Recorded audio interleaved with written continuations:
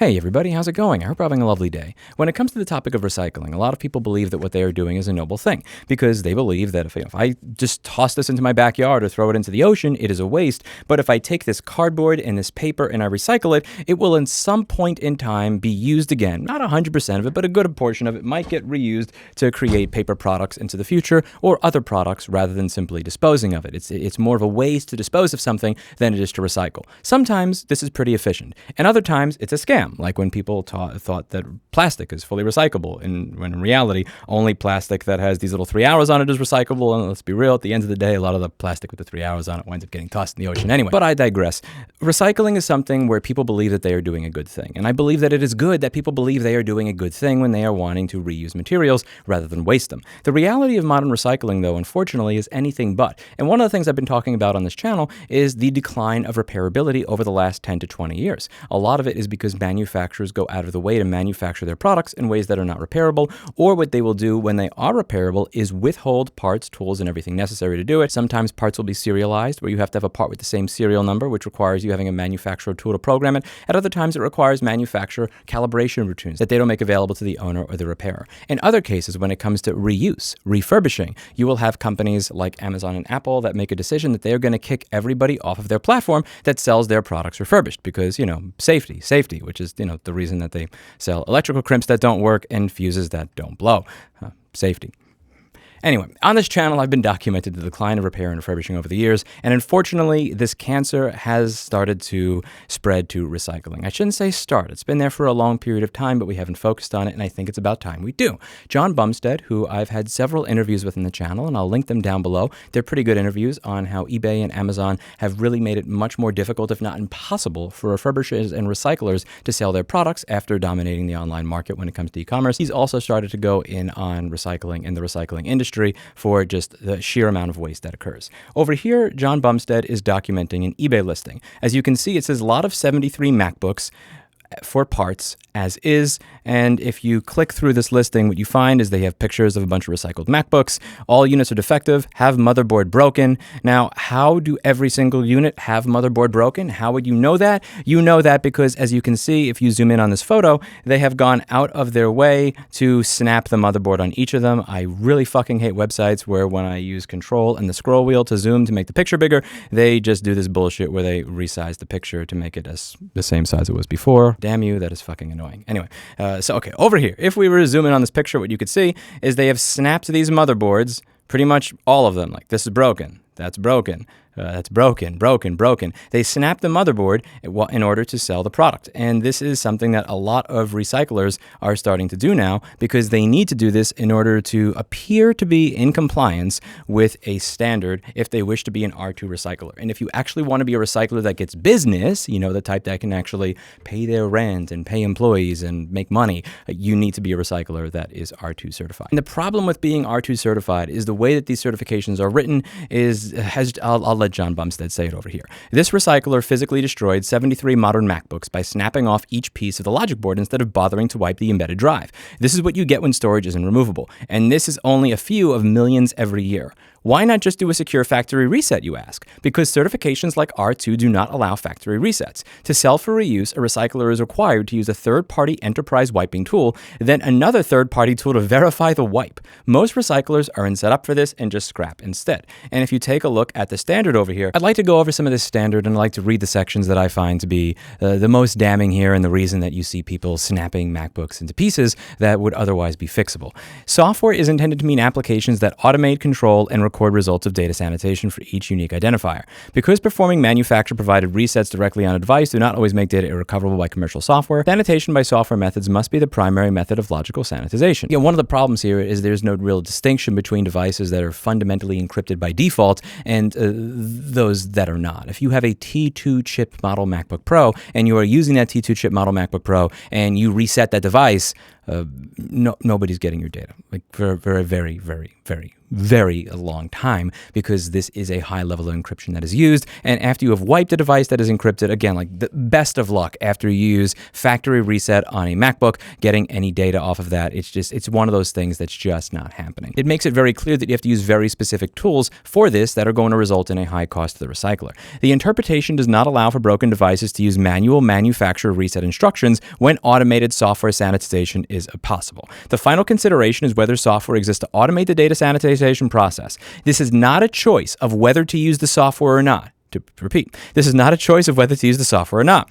If a software exists, then a software solution must be implemented. So what this means is, again, like just sitting there using DD, making my own little bash script and going if equals dev/u random of equals this drive, and having my bash script run that 15 different times, writing over the drive, that is not something that is allowed, nor is the manufacturer provided reset allowed. I need to use very specific software that is auditable, that gives very specific and precise records in the way that the R2 certification wants it. What does that mean practically? It means that if I want to be in compliance with the certification, then I have to pay extra money to get a special product. Enter companies like Blanco, or when you go solutions, you have laptop and data erasure for enterprise, but it gets better. There's drive eraser, but then there's also Apple device eraser. You know how this works. You see when an accessory gets sold to virtually anything, and then for an Apple device, there tends to be something like an Apple tax. And as you can imagine, there is also an Apple tax on erasing Apple devices.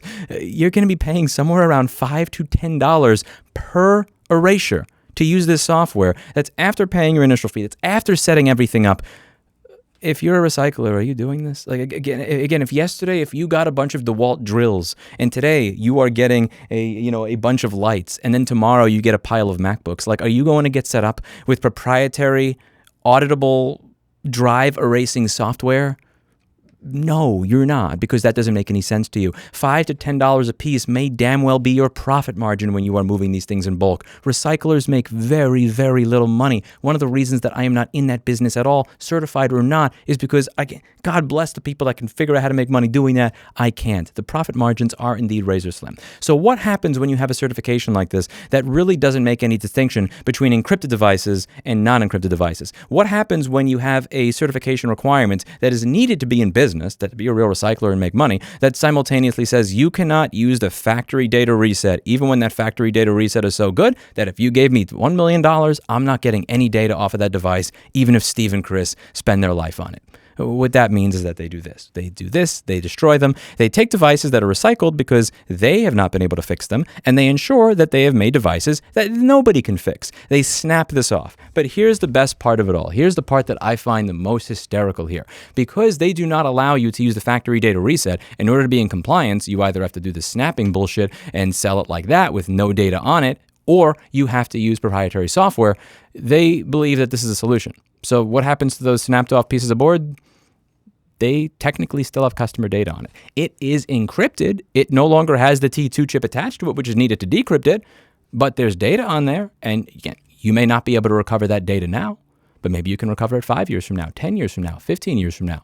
That board is sitting somewhere. And because this is technically more compliant than actually doing a factory fucking reset, this is what happens. Not only do you still have data on those NANDs that somebody in the future, if they stumble upon that, may be able to get access to. Again, there was a point in time where everybody thought WEP was the best encryption that you could get. And then there was me using Aircrack NG to steal my neighbor's Wi-Fi using a Pentium 3. But I was 16 years old in 2005. It's one of these things where like technology is always evolving. Factory wipe of an encrypted drive, and then somebody starts using it tomorrow.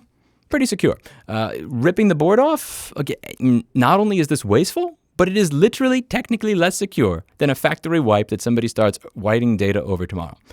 And this is the reality. And to be clear, this is honestly at this point not really one person's fault. You have the manufacturer that has decided to solder the storage onto the board rather than slot it in. When the storage was not soldered onto the board, all recyclers had to do was just unplug the drive, and if they didn't want to deal with all this stuff, whatever. They shredded the drive, but the motherboard and everything else was still there and able to be reused in some way. You have the recycling standards that don't really seem to understand the practical reality of what they are doing here. They are creating a market for insanely overpriced erasure software because I'm not able to use erasure software that actually works, and as a result of that, you wind up with companies that are just like Yeah, I'm just going to snap this and move on. As I said, you end up with companies that were recycling speakers yesterday, lights today, MacBooks tomorrow. Yeah, I'm not setting myself up for some sort of auditable NSA level data erasure because I cannot do factory resets. I'm just snapping this, which again, not only is insanely wasteful, but called recycling, but is actually less secure than what they could do if they were uncertified and not following. Someone over here quotes this section of Apple's website, the products you love also love the planet.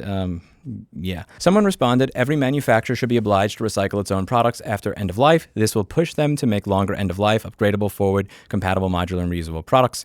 John said, no, we have property rights, and this just gives manufacturers the ability to claim ownership and be even less responsible because, hey, the users don't own it, right? And besides, Apple is not a recycler. They just contract recyclers to grind it all up and then make them sign NDAs to be quiet about it. You do this and all companies sign up a recycler to destroy everything. Burdened with decommission is just contracting recyclers to scrap, which is what they do now. If you give them universal ownership of all the product, they will simply leave the consumer out of all design decisions and eliminate repairability altogether, creating a truly disposable, throwaway, lockdown device on a 3-year life cycle lease that the consumer will be forced to renew whenever manufacturers want. Your intentions are good, but you are talking about creating a monster. And I agree with him. The fundamental problem at this point is the way that these words have been altered. Again, the word own used to mean something. The word purchase used to mean something. The word recycle, again, when you think about the word recycle, you probably don't think of taking fixable, reusable, refurbishable things and cutting them up into pieces because of a certification that doesn't take into account encrypted devices that have perfectly functional factory resets. John makes an excellent point. When you crank up the requirements so high that no one can comply, it causes more actual risk than if they had simply allowed secure factory resets. And I agree with him. Certification is a joke. I've received 150,000 plus Apple devices over 15 years from over 150 certified recyclers, and probably the majority were not in compliance with their own certifications, so I've seen the proof. And you can see it anytime you search on here. If you're wondering where all of these snapped up boards are coming from, this is part of it. And, you know, again, a lot of that stuff winds up making it up to people like me who wind up paying inflated rates for snapped pieces of boards rather than full boards that may actually be fixable.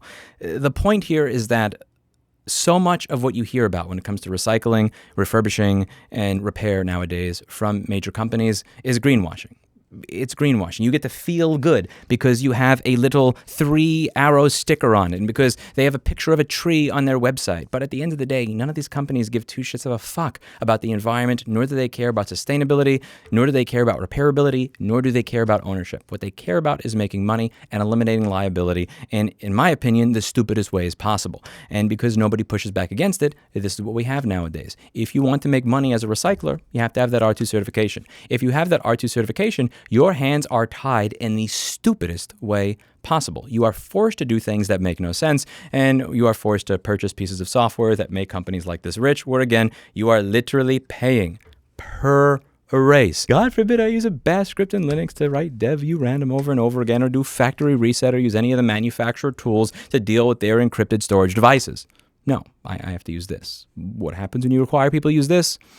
They snap the shit into pieces. Like when you make something so ridiculous that nobody's going to follow it, nobody follows it, and this is the reality. I think that this is waste. I think that a lot of modern recycling is no longer recycling. Recycling is what my grandpa did when I was a kid. He would actually walk up and down the blocks in the parking lots where people were polluting in the park. He would take all the metal cans and he would put them into this little machine near the grocery store so that he could get himself some nickels. Those cans actually had metal in them that wound up getting reused. That is recycling. Grinding up working shit, cutting it into pieces and then tossing it somewhere, that is not recycling. That may be recycling by the legal definition, by the contractual definition, but it's not by the definition that most of us grew up with. And something that you might have gotten wind of at this point on this channel is that I'm sick and fucking tired of words being redefined. Where repair gets redefined from we are going to cost effectively and economically figure out what component is wrong with your device, fix or repair that, and then charge you a percentage of what the product works to make it work again, versus we're going to replace one part that we don't need to replace and charge you more money than the entire fucking vehicle. The word refurbished just kind of gets Nikolai Yezhoffed away as eBay and Amazon, the largest online marketplaces, decide to disallow people regardless of their ratings, back when they were actually real ratings on these marketplaces and not bullshit ones, to sell refurbished products. Or we're just talking about the word own.